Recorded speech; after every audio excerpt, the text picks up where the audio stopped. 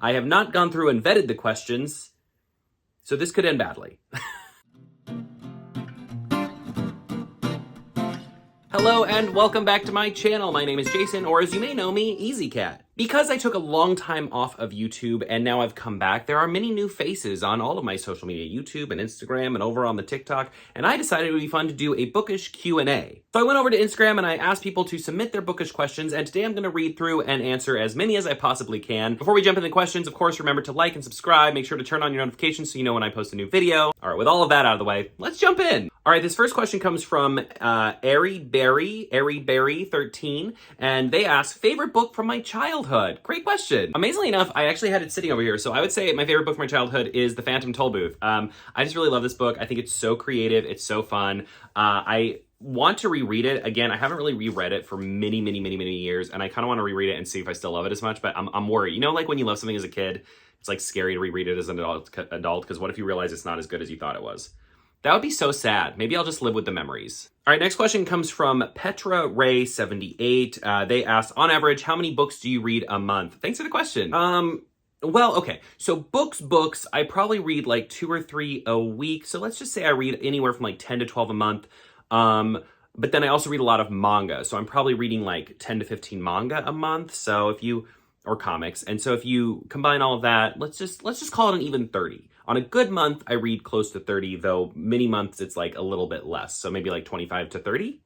But like actual books, probably like 10 to 12. All right, next question comes from Nina Online 14. Nina asked, what is a manga series you wish more people would read? I'm always going to say the same thing, which is Blue Period. I feel like every time I talk about it, no one, like when I post a video about it, no one really sees it because I don't know why, like it just doesn't perform very well on TikTok. I feel like it doesn't really perform very well on Instagram. Like I'm trying so hard to get more people to read this series, and I feel like probably a lot of people are reading it, and I just don't realize it because I don't see people talking about it all the time. But basically, it's about a young man who in high school discovers a love for art, and you see him kind of fall in love with art and then learn about art and try to get into a really prestigious art school. And I just feel like it really captures the ideas of like creativity and what it means to create and what it means to like reinvent yourself.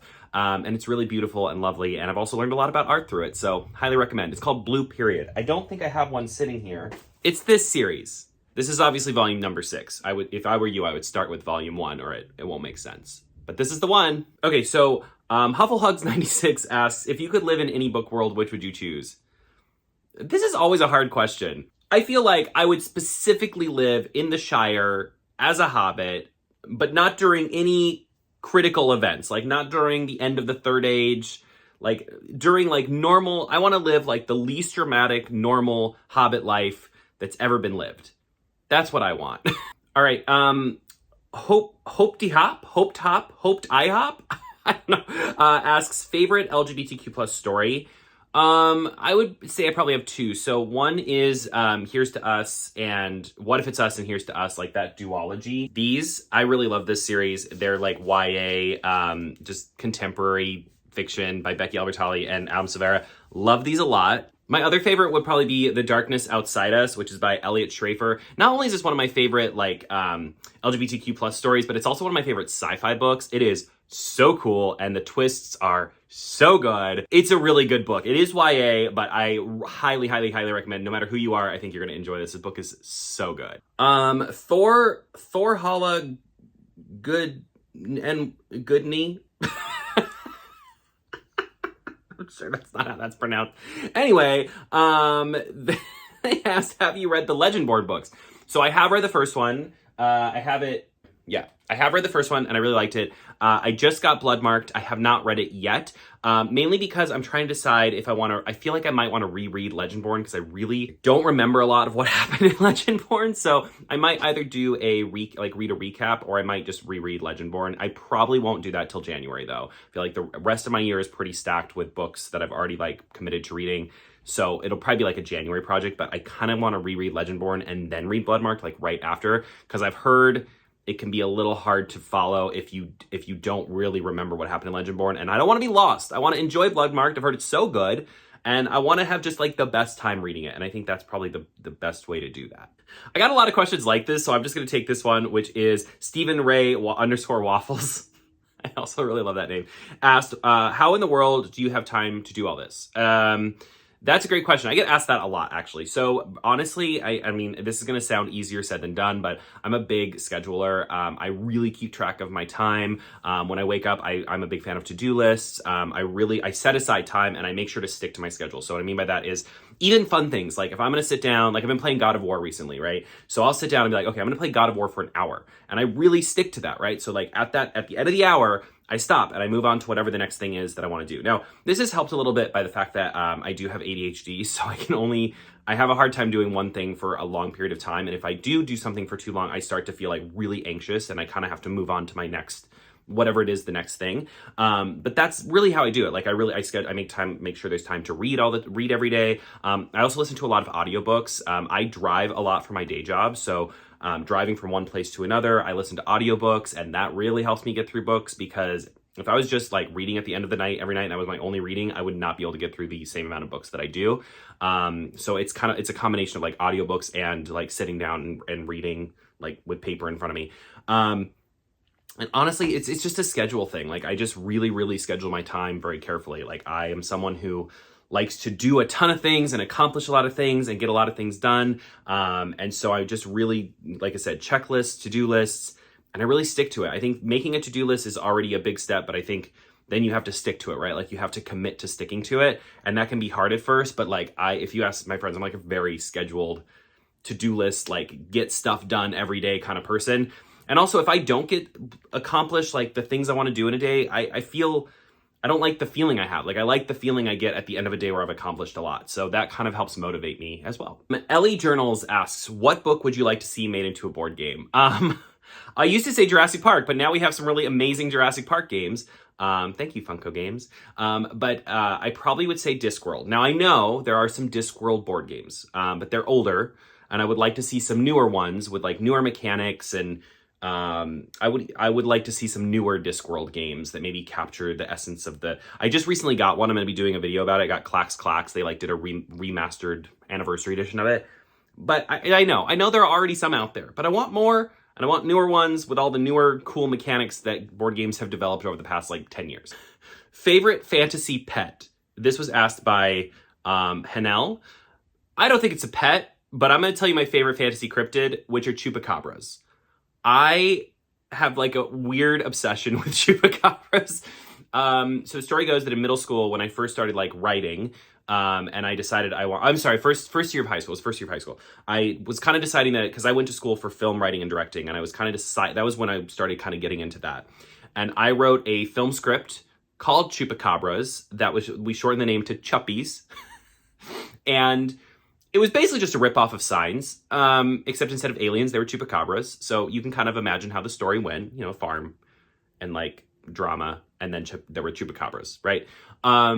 But then recently there was at Halloween Horror Nights, and they had a chupacabras haunted house, and I just loved it. I just love chupacabras. I don't know what it is. I can't explain it. It's just this weird thing. I'm kind of obsessed with them. Would I own one as a pet? Probably. Would it eat me in my sleep? Probably, but that's the risk you run, right?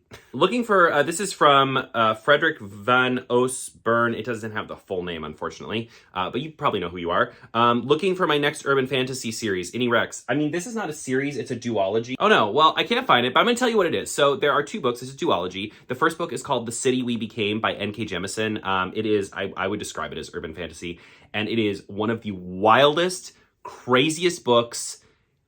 It takes place in modern day New York. It's so cool. The less you know, the better. It's such a wild, good book, but highly recommend. And it's a duology, so there you go. All right, this next one comes from Fiction and Fairy Tales.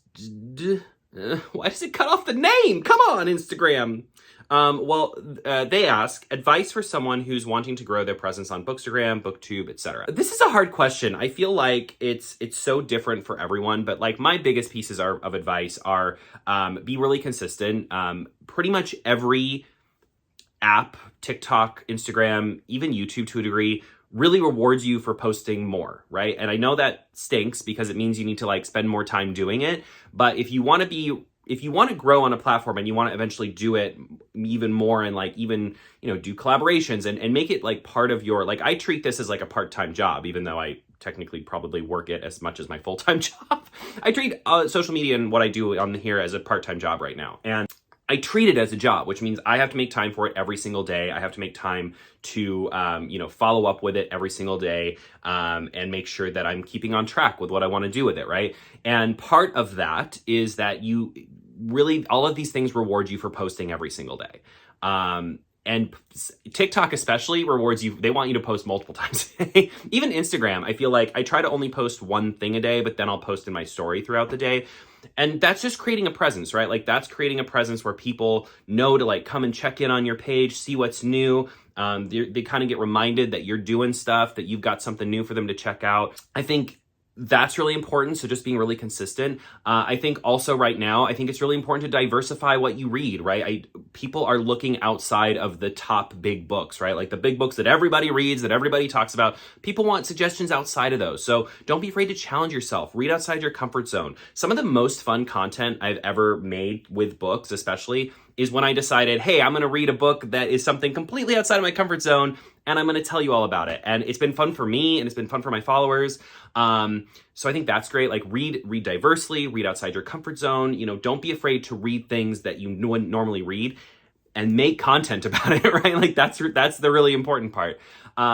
I also will say that I saw this really great piece of advice on TikTok recently, and unfortunately, I don't remember who I saw said it, so I can't credit them, but this was not my idea. This was someone else who said this, was to remember that the people watching your content they're the main character in the story. You are not the main character. So like, I am not the main character. The main character is the people watching my content. So I want to give the people watching my content the kind of content they want, that they will enjoy, that will enrich their lives, because they are the main character in this story. And now I still make content that fills my cup, that gives me joy, that makes me happy to make. But I also keep in mind, like, I've said to my friends before, so this is something that I've said, which is that I treat my social media channels like a TV station. So what I mean by that is I make content and I post it, and like I'll do a series, like, now I'm going to start doing this series where I'm reading all of this type of book, or here's a series where I'm doing, I don't know what, but I see how that performs. And if it does really well, if people really resonate with it, that tells me, like, it's almost like posting the pilot of a TV show. And that tells me, as like the network, like, oh, this works, we should make more of this. And if it doesn't resonate, if people like aren't into it, they don't really connect with it, that tells me like, okay, I don't need to do more of that, but how can I refine it, make it better, or try something completely different? So I'm always like looking at my content, how it performs. I think it's really important to have content on multiple places, because I have certain types of videos. Like if you follow my TikTok or Instagram, you might know that I do like haunted places videos, right? Those do so well on Instagram. They do really meh on TikTok. But because I know they do well in one place, it enables me to like really gear them more towards that platform. It's a lot of trial and error. I think hopefully what you're hearing from all of this is it's a lot of just playing around, finding what works for you, finding what's fun. And my last piece of advice, and then I'll move on, because this is like the question I've spent I could make a whole video about this. Maybe I should make a whole video about this. Let me know. I don't know. Don't forget that social media is social, right? So make sure you're engaging, be part of the community. Like when I first started social media, and TikTok and Instagram especially, my whole thought was like, I knew that I was doing well if a video like went viral or got big. And my perception of that has changed very much in the last year. So now the most important thing to me is not going viral. It's not having videos like blow up. It is growing a community, right? So if I never had another video go viral for the rest of my life, that would be fine with me, as long as I felt like every piece of content I created is helping to grow this amazing bookish community that I'm now a part of, that I get to meet new people through. That has become so much more important to me than any like viral video or trending video or whatever, or trending picture, or I don't know. I just want to be part of the community, and I want to help that community grow and be amazing. So be part of that community, find other people that you enjoy their content, comment, talk to them, reach out, like create relationships. I've created some of the best friendships of my life with people I met on TikTok. And now I've gotten to meet those people in real life, and they're incredible. And I wouldn't trade that for the world. Like, don't forget that social media is social. I think that's such an important piece of it. Okay, well, that was the longest answer of my life. So let's answer a shorter question.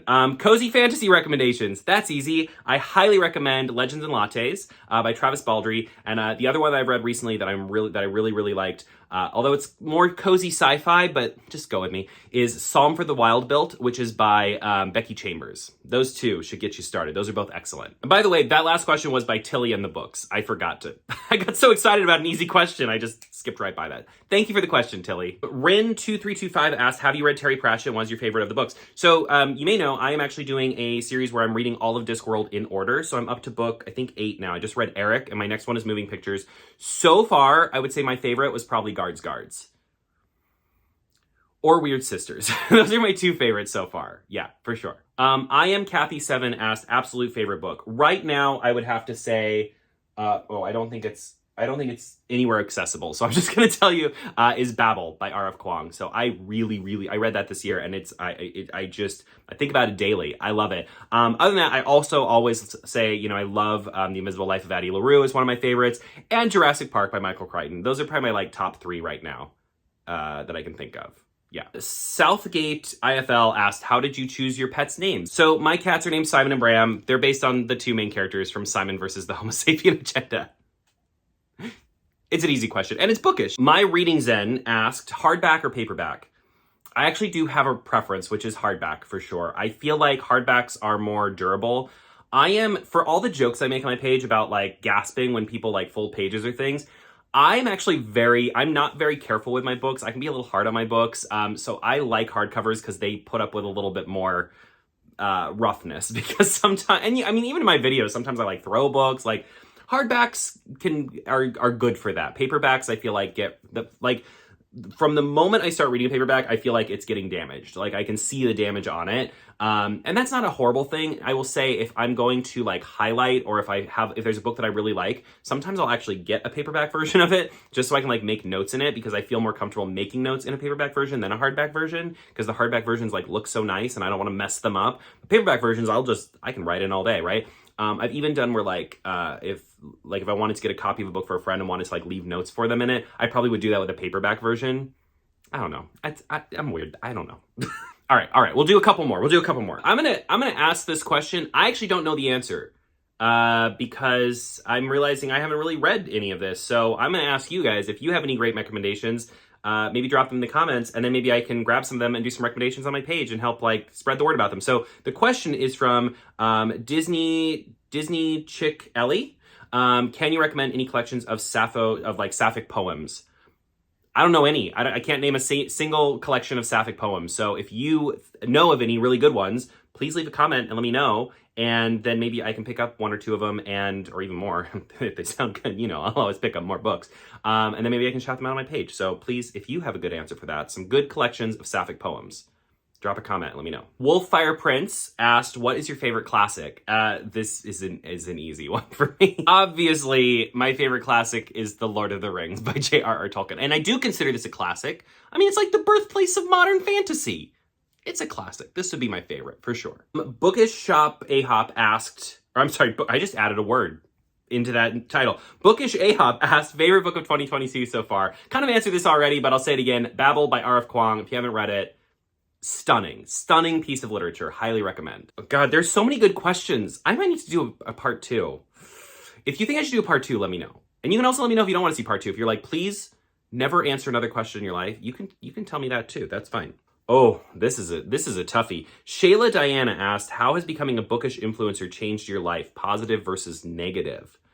Woo. I think at this point, I would say most of the changes are positive. I think for a while when I first started, there were a lot of negatives. I was in no way prepared for the way my accounts grew at first. And it was, I felt completely out of control. I felt completely lost. I felt like I just had no control on what was going on my life. It was like a roller coaster. And in front of the camera, I was laughing and smiling, and behind the camera, I was like a wreck. I was anxious wreck. I didn't feel good about what I was doing, and I just felt like a mess. And some days I still feel like a mess, but now I think the biggest thing, and I mentioned this earlier, is that I really embraced the idea of like community and community building, and that has been such a better mental health mindset for me, where knowing that my goal is to create fun, joyful, bookish content that encourages people to read and become part of the bookish community is so much better of a goal than, I want to hit this many followers. I want to have a video that goes viral. Like it's been so much better for me mental health wise, to just know that like my goal is my community of bookish people. The other big thing I'll say, which is a huge positive, is when I started my book talk and people started talking about like reading diversely, I was like, I already read diversely. I read diverse all the time. And I think I quickly realized that even though in my head I was reading diversely, I really wasn't. I wasn't reading nearly as diversely as I could be. And I still don't think I'm reading as diversely as I could be. I feel like reading diversely is you have to be so intentional about it, right? Like it just doesn't happen from just wandering the bookstore and picking up books because of what bookstores typically, put front and center. Like you really have to be intentional about reading diversely. And I think I've gotten so much better than I was when I started doing book content. And because of that, I've experienced so many incredible stories that I probably never would have picked up. But it's an ongoing project, right? Like reading diversely is not something that you ever hit a point and you're like, yes, I am a diverse reader. I have done it. Box checked, right? Like there's always more, and there's always ways to diversify your reading in new and different and exciting ways. And I'm excited about that. I love that there's always new ways. I mean, even like right here on this channel, I realized, oh, you know what? I can't recommend a single sapphic poetry book because I don't think I've ever read one. And now I want to read one. And I think that's so exciting, like discovering types of stories and types of literature and types of writing that I probably would never have been exposed to had I not started these channels and become part of the book community. I think that's probably my favorite thing about it. I had a few questions like this, so I'm just gonna sum them all up into this one. And I think this is gonna be our last question. So this is from Citizen Judy. And they ask, have you ever had a reading slump / reading rut? How did you overcome it?